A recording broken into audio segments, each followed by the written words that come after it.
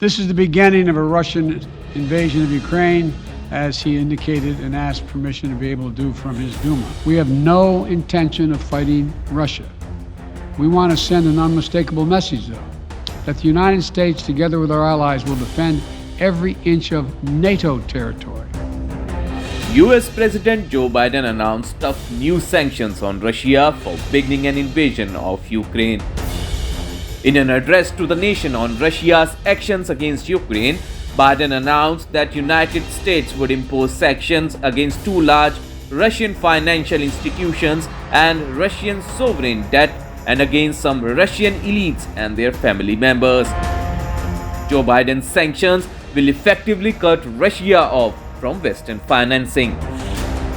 We're implementing full blocking sanctions on two large Russian financial institutions, VEB and their military bank. We're implementing comprehensive sanctions on Russian sovereign debt. That means we've cut off Russia's government from Western financing.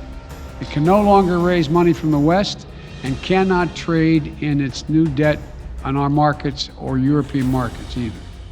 Starting tomorrow and continuing in the days ahead, we'll also impose sanctions on Russia's elites and their family members. They share in the corrupt gains of the Kremlin policies and should share in the pain as well. And because of Russia's actions, we've worked with Germany to ensure Nord Stream 2 will not, as I promised, will not move forward.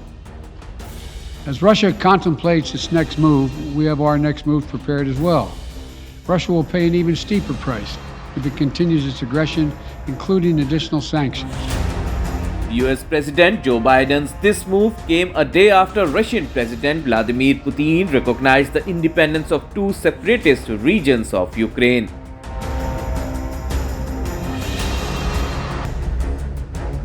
Earlier, Russian parliament's upper house voted to allow President Vladimir Putin to use the Russian army outside the country to support separatists in Ukraine. A total of 153 lawmakers backed the decision, with no one voting against or abstaining.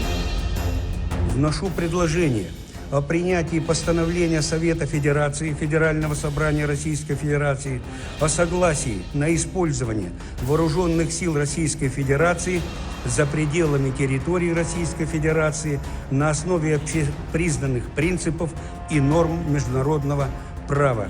Президент Российской Федерации Владимир Владимирович Путин 22 февраля 2022 года. Besides US, Germany and Britain also moved sanctions on Russia earlier in the day. Meanwhile, Russian President Putin ordered the deployment of troops to the two breakaway regions in eastern Ukraine.